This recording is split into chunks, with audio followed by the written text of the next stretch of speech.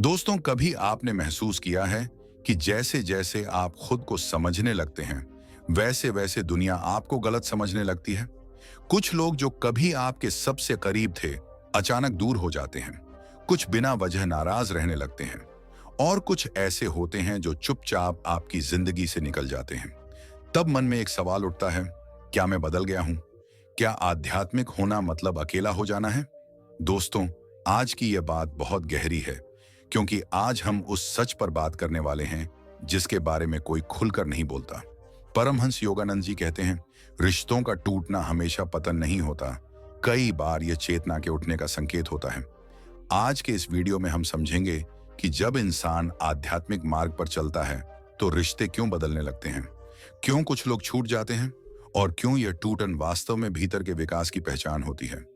अगर आप भी इस दौर से गुजर रहे हैं तो चलिए आज की इस गहरी यात्रा की शुरुआत करते हैं। दोस्तों, क्या आपने कभी अपने जीवन में यह महसूस किया है कि जैसे ही आप भीतर की ओर मुड़ने लगते हैं, जैसे ही आप खुद को समझने की कोशिश करते हैं, वैसे ही आपके आसपास के रिश्तों में कुछ अजीब सा बदलाव आने लगता है। कुछ लोग जो कभी बहुत करीब थे, अचानक दूर हो जाते हैं। कुछ बिना किसी स्पष्ट कारण के नाराज रहने लगते हैं। कुछ लोग ऐसे भी होते हैं जो बिना कोई सफाई दिए, बिना कोई झगड़ा किए, बस धीरे धीरे आपके जीवन से गायब हो जाते हैं। बाहर से देखने वाले कहते हैं कि शायद आप बदल गए हैं, शायद आप में घमंड आ गया है, या शायद आप अब दुनिया से कटने लगे हैं। लेकिन सच ये है कि हर बदलाव घमंड नहीं होता। कई बार यह बदलाव चेतना के स्तर पर होता है। परमहंस योगानंद जी कहते हैं कि जब भीतर का स्तर बदलता है, तब बाहर की दुनिया उसी अनुपात में प्रतिक्रिया देती है। दोस्तों, आध्यात्मिक मार्ग पर चलने वाले व्यक्ति का सबसे बड़ा परिवर्तन यह होता है कि वह अब अभिनय नहीं करना चाहता। वह वही नहीं बनना चाहता जो दुनिया उससे बनने की उम्मीद करती है। वह वही नहीं कहना चाहता जो लोग सुनना चाहते हैं। वह वही जीना चाहता है जो उसे भीतर से सत्य लगता है, और यही सत्य कई रिश्तों के लिए सहज हो जाता है। योगानंद जी कहते हैं कि अधिकतर रिश्ते सत्य पर नहीं, सुविधा पर टिके होते हैं। जब तक आप लोगों की अपेक्षाओं के अनुसार चलते रहते हैं, जब तक आप उनके मूड, उनकी जरूरत और उनकी भावनात्मक मांगों के अनुसार खुद को ढालते रहते हैं, तब तक सब ठीक रहता है। लेकिन जिस दिन आप अपने भीतर की आवाज सुनने लगते हैं, उसी दिन कुछ रिश्तों की नींव हिलने लगती है। आध्यात्मिक यात्रा का एक स्वाभाविक प्रभाव यह भी है कि व्यक्ति की ऊर्जा बदलने लगती है। पहले जहां वह शिकायतों में, तुलना में, नकारात्मक चर्चाओं में सहजता से शामिल हो जाता था, अब वहां उसे रुचि नहीं रहती।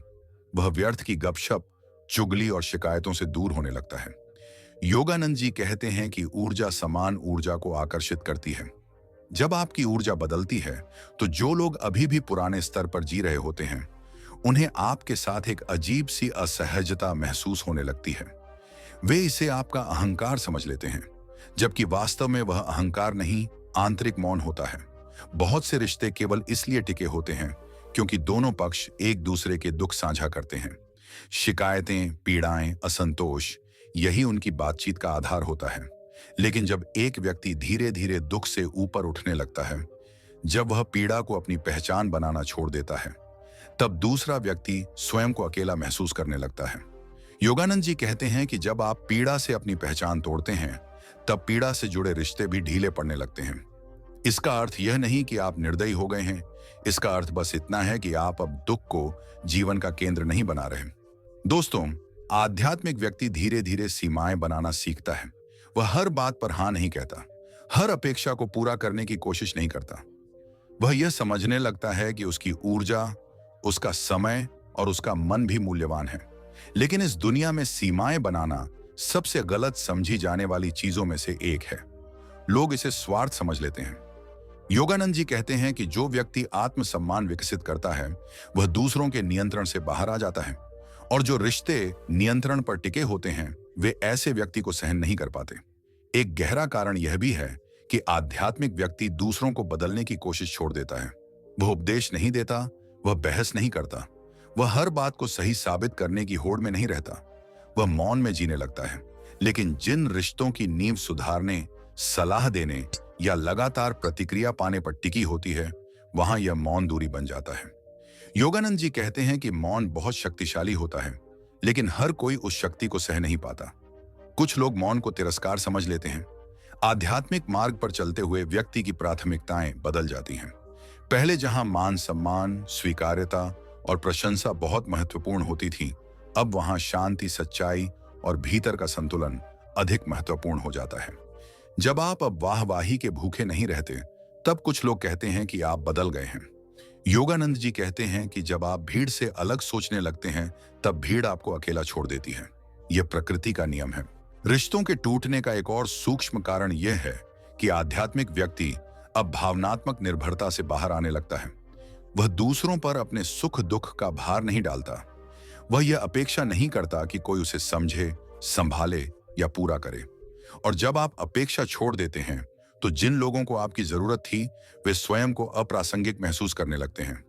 योगानंद जी कहते हैं कि सच्चा प्रेम स्वतंत्रता देता है, लेकिन अधिकतर लोग प्रेम के नाम पर निर्भरता चाहते हैं। यह भी सत्य है कि आध्यात्मिक व्यक्ति अब झूठे रिश्तों को खींचता नहीं। वह केवल इसलिए रिश्ता नहीं निभाता कि समाज क्या कहेगा या लोग क्या सोचेंगे। वह भीतर से देखता है कि कोई रिश्ता उसे पोषित कर रहा है या थका रहा है। योगानंद जी कहते हैं कि आत्मा का विकास तभी होता है जब आप अपने जीवन से अनावश्यक बोझ हटाते हैं। कुछ रिश्ते बोझ बन जाते हैं, चाहे वे कितने ही पुराने क्यों ना हों। इस प्रक्रिया में सबसे अधिक पीड़ा तब होती है जब अपने ही लोग दूर हो जाते हैं। परिवार, पुराने मित्र या वे लोग जिनके साथ जीवन का बड़ा हिस्सा बीता हो। मन बार बार पूछता है, क्या आध्यात्मिक बनना मतलब अकेला हो जाना है? योगानंद जी कहते हैं कि यह अकेलापन स्थायी नहीं होता। यह एक संक्रमण है। जैसे पेड़ जब पुराने पत्ते गिराता है, तब वह कुछ समय के लिए सूना लगता है, लेकिन वही खालीपन नए पत्तों के लिए जगह बनाता है। आध्यात्मिक व्यक्ति के रिश्ते इसलिए नहीं टूटते कि वह गलत हो गया है, बल्कि इसलिए टूटते हैं क्योंकि वह अब सही होने लगा है। सही अपने भीतर के लिए। और यह सही होना दूसरों के लिए असुविधाजनक हो सकता है, क्योंकि वह उन्हें भी आईना दिखा देता है, और हर कोई आईना देखना नहीं चाहता। यहीं से असली पीड़ा शुरू होती है। जब रिश्ते टूटते हैं, तब आध्यात्मिक व्यक्ति के भीतर भी संघर्ष चलता है। वह खुद से पूछता है कि क्या उसने कुछ गलत किया? क्या सच में सत्य की राह इतनी अकेली होती है? योगानंद जी कहते हैं कि जब चेतना ऊपर उठती है, तब जीवन कुछ समय के लिए खाली सा लगता है। यह खालीपन सजा नहीं है, यह स्थान है नए स्तर के प्रेम और नए संबंधों के लिए। लेकिन जब तक नया आता नहीं, तब तक पुराना टूटने का दर्द बहुत तीखा होता है। आध्यात्मिक व्यक्ति का सबसे बड़ा संघर्ष यह होता है कि वह अब न तो झूठा बन सकता है और न ही कठोर। वह भीतर से कोमल होता है, लेकिन बाहर की दुनिया उसे ठंडा या दूर समझने लगती है। योगानंद जी कहते हैं कि यह संसार भावनात्मक शोर में जीता है। जब कोई व्यक्ति उस शोर से बाहर निकलने लगता है, तब उसकी शांति दूसरों को असहज कर देती है। लोग पूछते हैं, आप पहले जैसे क्यों नहीं रहे? जबकि सच्चाई यह होती है कि वह पहली बार अपने जैसा हो रहा होता है। बहुत से रिश्ते इसलिए टूटते हैं क्योंकि आध्यात्मिक व्यक्ति अब भावनात्मक खेलों में हिस्सा नहीं लेता। वह ताने नहीं देता, वह प्रतिक्रिया नहीं करता, वह ड्रामा नहीं करता। और जिन रिश्तों की नींव ही प्रतिक्रिया, शिकायत और भावनात्मक खींचतान पर टिकी होती है, वहां यह स्थिरता बेरुखी समझ ली जाती है। योगानंद जी कहते हैं कि जब आप प्रतिक्रिया देना छोड़ देते हैं, तब बहुत से लोग आपसे जुड़ने का कारण खो देते हैं। एक बहुत कड़वी लेकिन सच्ची बात यह भी है कि आध्यात्मिक व्यक्ति दूसरों के लिए आईना बन जाता है। उसकी उपस्थिति लोगों को उनके ही भीतर की अशांति दिखाने लगती है, बिना कुछ कहे, बिना कुछ किए। और हर व्यक्ति अपने भीतर झांकने के लिए तैयार नहीं होता, इसलिए वे दूरी बना लेते हैं। आध्यात्मिक मार्ग पर चलते हुए यह भी समझ आता है कि हर टूटता रिश्ता नुकसान नहीं होता। कुछ रिश्ते इसलिए टूटते हैं क्योंकि उनका उद्देश्य पूरा हो चुका होता है। वे आपको उस बिंदु तक लाने के लिए थे जहां से आपकी चेतना बदलनी थी। योगानंद जी कहते हैं कि आत्मा रिश्तों के माध्यम से सीखती है, लेकिन हर रिश्ता स्थायी नहीं होता। जब सीख पूरी हो जाती है, तो रिश्ता अपने आप ढीला पड़ जाता है। इस यात्रा में यह बहुत जरूरी है कि आध्यात्मिक व्यक्ति स्वयं को दोषी न ठहराए। कई लोग टूटते रिश्तों के कारण अपने मार्ग पर संदेह करने लगते हैं। वे सोचते हैं कि शायद आध्यात्मिकता उन्हें कठोर बना रही है। योगानंद जी कहते हैं कि सच्ची आध्यात्मिकता व्यक्ति को कठोर नहीं, स्पष्ट बनाती है। और स्पष्टता अक्सर उन लोगों को चुभती है जो अस्पष्टता में जीने के आदी होते हैं। सबसे बड़ा संतुलन यह है कि व्यक्ति अपने हृदय को बंद न करे। रिश्ते टूटने के बाद कई लोग स्वयं को पूरी तरह अलग कर लेते हैं। वे भावनाओं से डरने लगते हैं। योगानंद जी इस मार्ग को अधूरा मानते हैं। वे कहते हैं कि वैराग्य का अर्थ भावनाओं को दबाना नहीं, बल्कि उन्हें चेतना से देखना है। आध्यात्मिक व्यक्ति को कठोर नहीं, करुणामय रहना चाहिए, लेकिन करुणा में भी विवेक होना चाहिए। धीरे धीरे यह अनुभव आने लगता है कि कुछ रिश्ते टूटते नहीं, बल्कि रूप बदलते हैं। जो लोग पहले आपकी आदतों से जुड़े थे, वे दूर हो जाते हैं, और जो लोग आपकी चेतना से जुड़ते हैं, वे धीरे धीरे आपके जीवन में आने लगते हैं। योगानंद जी कहते हैं कि जब आप भीतर बदलते हैं, तो आपका बाहरी संसार भी बदलता है। यह बदलाव तुरंत नहीं दिखता, लेकिन निश्चित होता है। एक समय ऐसा भी आता है जब आध्यात्मिक व्यक्ति अकेले रहना सीख लेता है, डर से नहीं, शांति से। यह अकेलापन उसे कमजोर नहीं करता, बल्कि मजबूत बनाता है। वह अब भी प्रेम करता है, लेकिन चिपकता नहीं।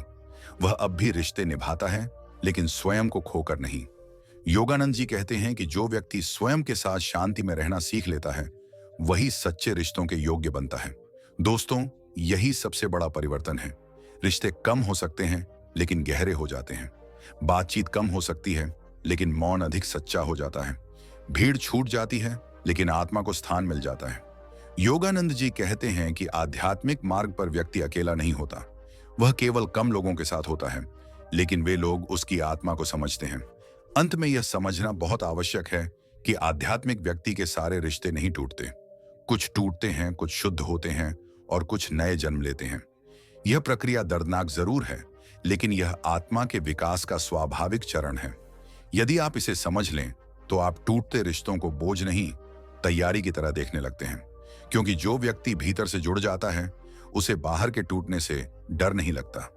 दोस्तों, अगर सच की राह पर चलते हुए कुछ रिश्ते छूट रहे हैं, तो इसे अपनी हार मत समझिए। अक्सर वही रिश्ते टूटते हैं जो आपकी आत्मा की उड़ान के लिए बोझ बन चुके होते हैं। अगर यह बात आपके दिल तक पहुंची हो, अगर आपने इसमें अपनी जिंदगी की कोई सच्चाई देखी हो, तो इसे अपने उस दोस्त या अपने किसी अपने के साथ जरूर साझा कीजिए जो आज इस दौर से गुजर रहा है। और ऐसी ही गहरी, सच्ची और आंखें खोल देने वाली आध्यात्मिक बातों के लिए जीवन के सूत्र चैनल को सब्सक्राइब कीजिए। धन्यवाद।